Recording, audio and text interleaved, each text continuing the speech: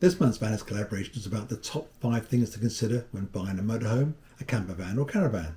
So if you're thinking of buying one of these, you might want to watch all the videos in this playlist and get the advice from all the other Vanners in this collaboration.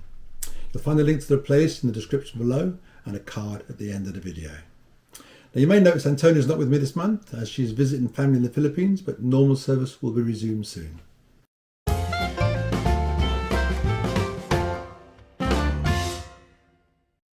Number 1. So for me, by far, the most important thing to consider when buying a motorhome, and a caravan I would say, is layout. So first of all, you need to consider the number of berths you need. If you've got a motorhome, then a number of belted seats and probably storage space. But most of all, you need to decide on the layout. Very few motorhomers seem to get this right the first time. We got to our second one before we got one we were really pleased with. So I suggest you view as many as possible, if necessary even hire one. Make sure it fits your needs and does what you expect it to do. So here's a few typical layouts. The first one is quite a classic one, especially on the older and the smaller ones, is a front lounge layout. Now the pros are it provides a nice social seating area for you and your friends and typically great views during the day. You can look out the windows, you're facing each other, whatever. However, nighttime, you've then got to assemble all the cushions, rearrange it all, turn into bed, and that can be very tiresome to say the least. Next one would be a fixed bed. Now the fixed bed, clearly, there's no need to make the bed daily. Now that's clearly more convenient. And often you get a lot of storage space underneath the beds. However, the cons with the fixed bed is it takes up a lot of space and this can't be used for other purposes during the day.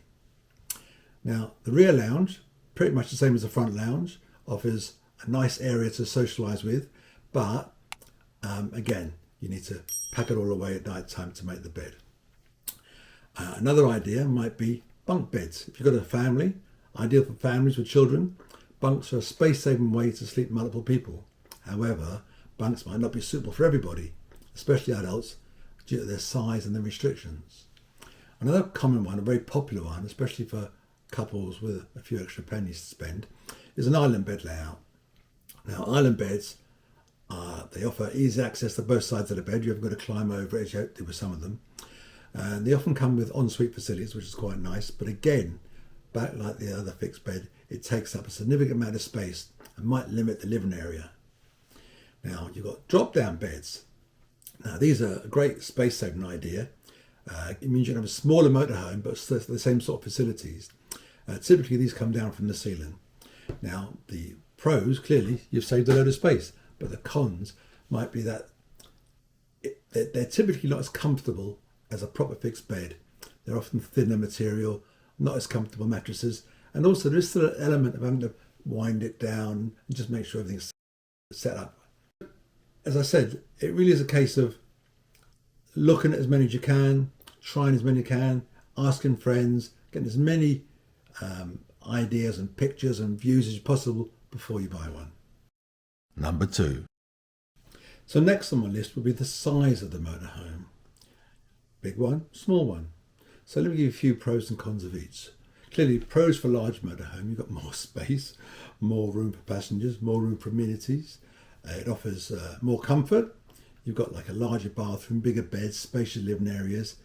You might have extra amenities. You might have some sort of, well, you're going to have a fridge, a larger kitchen. Some people may even have a washing machine, sort of gizmo or something like that. And it feels like home. So they can be fitted in such a way that they sort of resemble a small studio flat or something maybe. Now, of course, the cons of a large motorhome are much the same as you'd expect, really. They're harder to drive, possibly, to park, to navigate narrow roads. Of course, initial higher purchase price, maintenance and fuel costs, and restrictions, because some camping sites or areas may not accommodate larger vehicles, and fuel efficiency. So it's obviously bound to consume more fuel. Now, the pros of a small motorhome: easier to drive, park and navigate tight spots, generally more cost effective. It's going to be cheaper in terms of maintenance and fuel. Versatility, because it can access a wider range of locations, including tighter caravan and camping spots. And fuel efficiency, typically more miles per gallon. Now the cons of a small motorhome, of course, limited space, less room for passengers and storage, fewer amenities, may not be able to have the fridge or the shower or the toilet, whatever. And compromise comfort, I suppose. It's got smaller living and sleeping areas, just not so comfortable. Some love it, but there you go. So it really depends what you want to use the motorhome for. Number 3. My next one is make sure your license permits you to drive the motorhome you're choosing. So check your driving license category to ensure you're legally permitted to drive the motorhome's weight. Now, a typical motorhome falls into category B in your driving license. So if you have this, you can drive motorhomes with maximum weights up to 3.5 tonne or 3,500 kilograms. In other words, the majority of motorhomes. However, if you want to drive a motorhome between 3.5 tonne and 7.5 tonne, or 3,500 kilograms and 7,500 kilograms, you need a C1 entitlement on your license. Now, you can either go and take that as an extra test. However, if you held your driving license before, I think, June 1990, you automatically have a C1 entitlement. However, that gets reviewed when you reach 70 years old, when I believe you have to have another medical. So, something else to consider. Number 4. Next, you need to look into where you're going to store your caravan or your motorhome.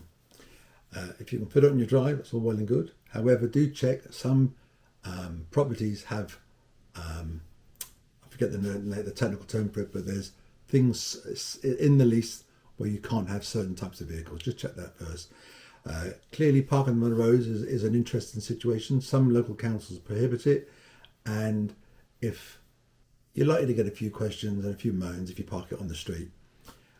And because the other problem is, if you have to park it on a commercial site somewhere or a site where they store motorhomes, it can work out quite expensive, anywhere between like £500 and £1,000 a year. So another one to look out for. Number 5. Now, my last one is really to do with the way the world's going now, moving away from gas, moving away from diesel and petrol off to electric. Now, there's a minimal amount of electric motorhomes that are out there at the moment, and they're probably at the price range, and they're also quite heavy due to the sort of battery compartments and that sort of stuff. However, there's another side of it as well. A lot of motorhomes now are going for all electric motorhomes, not electric engines, but the internal infrastructure. So the heating, the refrigeration, the lighting, obviously, and this is something you can choose between, and the cooking, of course. So probably hundreds, maybe thousands of motorhomes now have gone all electric. Now, the initial cost for that could be quite high, but availability of gas, especially LPG, is getting more and more difficult to obtain now. In fact, I believe in the UK, comes 2025, a lot of petrol stations who have got refillable things will stop supplying it. And we've had several issues over the last couple of years where Cali gas and the changeable bottles haven't been easily available. So anyhow, that's my 5 main considerations when buying a motorhome or caravan. Obviously, a lot of them cross over, and I hope you found that useful. And if you did, maybe you can leave a like, and maybe ring the bell, and see you next time. Bye. If you enjoyed the video as much as we did making it, why not hit the like button? Don't forget to subscribe and turn on the notification bell, because we don't want you to miss out on any of the exciting content that we've got lined up for you.